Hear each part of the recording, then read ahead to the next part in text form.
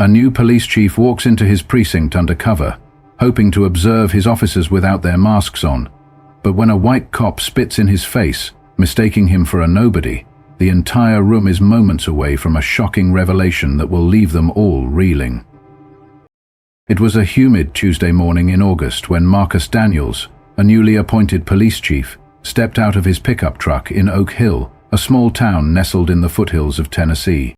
Dressed in a plain flannel shirt, worn jeans and scuffed boots, he looked more like a passerby than a man with over 20 years in law enforcement. That was the plan.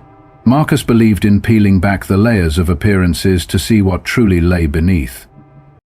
As a black man taking over a precinct with a troubling history of discrimination complaints, he knew his work was cut out for him. He'd chosen to forego the formalities of an official introduction, opting instead to observe his new team in their unfiltered environment. The announcement of his appointment had been intentionally low-key, and very few officers even knew his name. The precinct parking lot buzzed with activity. Officers moved between their cars, chatting and exchanging banter. Marcus stepped onto the curb, adjusting his cap as he took in the scene. A faint tension gripped his chest. His job wasn't just about leadership, it was about setting an example, dismantling bias, and rebuilding trust, both within the department and the community it served. Inside, the precinct was alive with ringing phones, muffled chatter, and the steady hum of activity. Marcus moved slowly through the halls, nodding casually at the clusters of officers stationed near desks. No one paid him much mind, though a few gave him dismissive glances. Near the break room, he paused to take in the scene. A loud voice broke through the hum of conversation. "Hey, you!" Marcus turned to see a tall, burly officer striding toward him. His badge read Officer Johnson. The man's grin was wide but far from friendly. Behind him, a group of officers leaned against the wall, watching with thinly veiled amusement. "You lost or something?" Johnson asked, his tone sharp and laced with condescension. "This ain't a public hangout. Maybe you're looking for the shelter down the street." The words struck Marcus like a blow, but he held his composure. He opened his mouth to respond, but Johnson cut him off. "We don't need people like you loitering around here. Beat it." The other officers chuckled, their laughter low and mean. Johnson stepped closer, his smirk widening. "Didn't you hear me? Scram!" Marcus remained still, his expression calm but unwavering. Johnson's smirk faltered slightly, as if the lack of fear unnerved him. "What's the matter? Cat got your tongue?" Johnson sneered. Then, without warning, he spat. The warm saliva hit Marcus's cheek, and time seemed to freeze. The room erupted with laughter, the cruel sound echoing off the precinct walls. One officer leaned against a desk, wiping tears of laughter from his eyes. Another muttered, "Guess he learned his place." Marcus's jaw clenched, but he stayed calm. Slowly, he reached into his pocket and pulled out a handkerchief. His movements were deliberate as he wiped his face clean. When he finally spoke, his voice was steady but carried a weight that silenced the room. "Is this how you treat everyone who walks through these doors, or just people who don't look like you?" The laughter died instantly. Johnson's grin vanished, replaced with a flicker of confusion. Marcus stepped forward, his gaze locked onto the officer. "I wonder," Marcus continued, his tone sharp now, "how this department plans to build trust in this community, if this is the example you're setting." He reached into his back pocket and unfolded a piece of paper. It was his letter of appointment. Holding it up for the room to see, Marcus said, "Allow me to introduce myself. I'm Marcus Daniels, your new chief of police." The silence was deafening. Johnson's face went pale as the realization set in. The officers behind him froze, their expressions shifting from smug amusement to wide-eyed shock. Marcus scanned the room, his eyes meeting those of every officer present. "If this is what happens when no one's watching," he said, his voice calm but firm, "then we have a lot of work to do. And trust me, I'm watching, now." Johnson stammered, "Chief, I didn't mean—" "Save it," Marcus cut him off. "You and I will be having a one-on-one very soon." Turning on his heel, Marcus strode toward the chief's office, the stunned silence following him like a shadow. His first day had revealed more than he had anticipated, but he was ready. Change was coming, and Marcus Daniels was here to make it happen. for disrespect, misconduct, or prejudice of any kind. If you think you can't adapt to this, then I suggest you reconsider your place in this department. The community deserves better, and so do the men and women who wear this badge with honor." Marcus paused, letting his words sink in. He watched as the room shifted uncomfortably, officers glancing at one another. Johnson, still leaning against the wall, was no longer smirking. His once arrogant posture now seemed defensive, his arms crossed tightly over his chest. "This department has a history," Marcus continued, "one that I am fully aware of. I didn't take this job to uphold the status quo. I came here to make a difference, to rebuild trust, and to ensure that this precinct becomes an example for others to follow. But that can't happen if we don't start holding ourselves accountable." The murmurs grew louder this time, but they weren't dismissive. There was a shift in the air, a mix of unease and reluctant acknowledgement. Marcus tapped the folder on the lectern. "I've reviewed the files," he said. "I know the complaints, the patterns, the reputation this department has in the community. Starting today, every officer will be held to the highest standard. There will be mandatory training on ethics and community engagement. Any reports of misconduct will be thoroughly investigated, and there will be consequences for those who fail to uphold the values of this department." He looked directly at Johnson, holding his gaze. "Officer Johnson," Marcus said, his tone cold but measured, "your behavior this morning was not only unprofessional but disgraceful. Spitting on someone, anyone, is unacceptable, and you will be facing disciplinary action. This is your warning. If you can't align with the values I just outlined, then this is not the place for you." The room went silent again. Johnson opened his mouth as if to protest, but quickly closed it, his jaw tightening. Marcus didn't give him the chance to respond. "To the rest of you," Marcus said, scanning the room, "I know many of you wear this badge with pride and integrity. I'm not here to make enemies. I'm here to work with you, to ensure we're serving this community with the respect and fairness it deserves. But make no mistake, I will not hesitate to address issues head-on." Marcus straightened, letting his gaze sweep across the room one last time. "This is a new beginning. Let's make it one we can all be proud of." With that, he closed the folder, nodded to Captain Harris, and stepped down from the podium. The room remained silent as he walked out, his footsteps echoing through the precinct. For the first time, the officers weren't laughing or sneering. They were thinking, perhaps for the first time in a long while, about what it truly meant to wear the badge. As Marcus entered his new office, he took a deep breath. Today had been a battle, but it was only the beginning of the war. Change wouldn't come easily, but he was ready to face it head-on.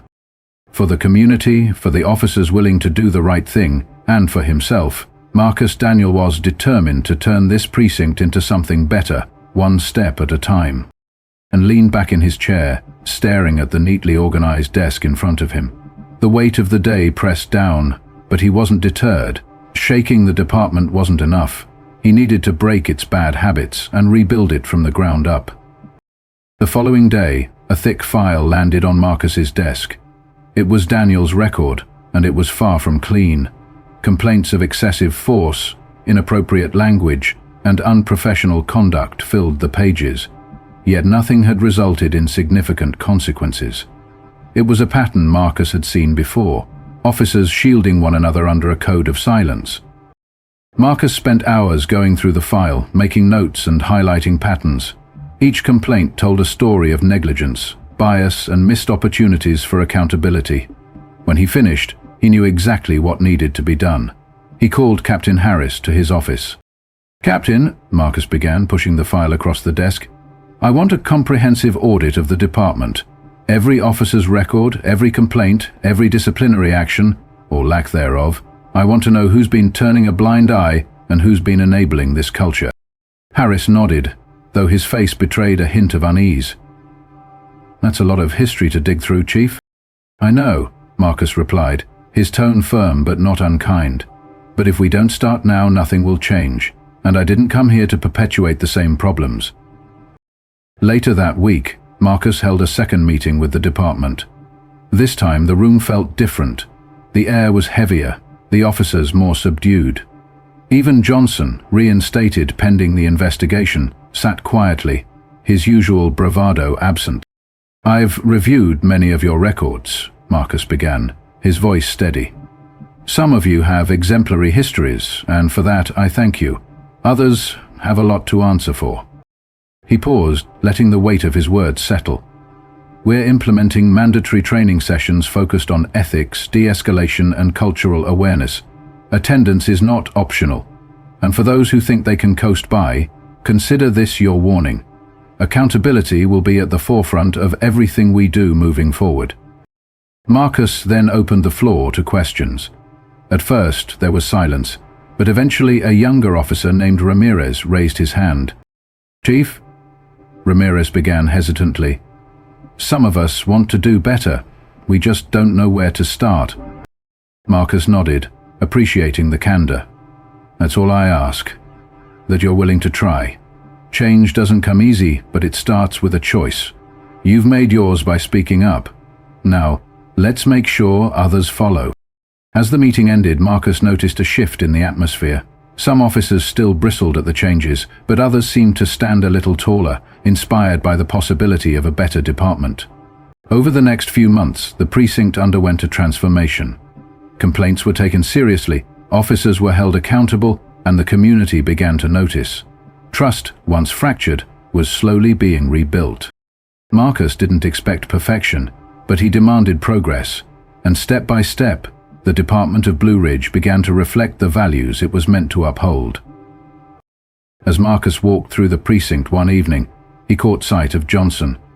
The man was reviewing case files, his demeanor quieter, more focused. It wasn't redemption yet, but it was a start. Marcus smiled to himself. Change wasn't easy, but it was possible, and as long as he was chief, he would ensure the work never stopped.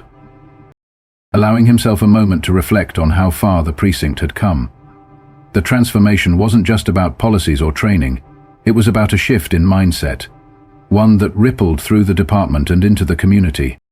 Marcus's office door opened, and Captain Harris stepped inside, a folder in hand. "Chief," he began, placing the folder on the desk, "I thought you'd want to see this. It's the latest community feedback survey." Marcus opened the folder, scanning the results. The numbers showed improvement, higher trust ratings, fewer complaints, and increased community engagement. But what stood out most were the handwritten comments. One from a local shopkeeper read, "For the first time in years, I feel like the police care about us." Another from a high school teacher said, "Thank you for showing my students that respect goes both ways." "These are good signs," Harris said, his tone cautious but optimistic. "They are," Marcus agreed, closing the folder. "But we're just getting started. Trust is fragile. It can take years to build and seconds to break. We can't let up." Harris nodded. "Understood, Chief." Later that evening, Marcus attended a town hall meeting. The room was packed, a mix of familiar faces and newcomers curious about the changes in the department. Marcus listened intently as residents voiced their concerns and shared their experiences. Some spoke with hope, others with lingering skepticism. A woman named Mrs. Carter, a longtime community activist, stood up. "Chief Nelson," she began, her voice steady, "I'll admit I was one of the loudest voices against you when you first came here. But I've seen changes, real changes. I still have my doubts, but for the first time I feel like there's a reason to believe things might get better." Marcus stood, meeting her gaze. "Mrs. Carter, I appreciate your honesty, and I understand your doubts. Change doesn't happen overnight, and trust isn't something we can demand, it's something we have to earn. But I promise you this, as long as I'm here, we will keep working to earn it, every single day." The room erupted into applause, a mix of support and acknowledgement of the challenges that lay ahead. As the meeting ended, residents approached Marcus, shaking his hand and thanking him for his efforts. Among them was the young boy he had met at the community event. This time the boy smiled wide and said, "I told my dad about you. He said maybe you're different." Marcus crouched down again, smiling back. "I'll keep working to prove him right," he said. As he left the meeting, Marcus felt a renewed sense of purpose. The journey was far from over, but the progress was real. Each connection made, each barrier broken, was a step closer to the vision he had for Blue Ridge, a department that served with integrity and a community that believed in justice. Back at the precinct, the glow of streetlights illuminated the building as Marcus walked inside.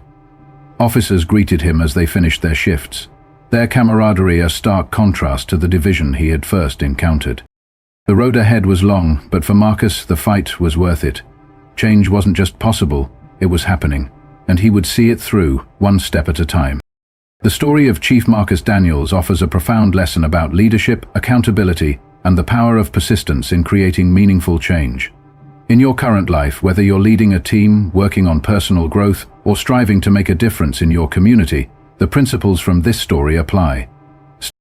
Start by setting clear expectations and holding yourself and others accountable for meeting them. Change often meets resistance, but it begins with small, consistent actions that align with your values. Like Marcus, be willing to confront uncomfortable truths and address issues head-on, even when it's difficult. Understand that trust and respect are earned through actions, not words, and that every interaction is an opportunity to reinforce your commitment to fairness, respect, and growth. If you encounter setbacks or opposition, remember that progress is often slow, but perseverance pays off. Surround yourself with people who share your vision and are willing to work toward it. Most importantly, lead by example. Your actions can inspire others to rise to higher standards, creating ripples of positive change that extend far beyond your immediate efforts. Stay focused, patient, and committed to the values that matter most in your life.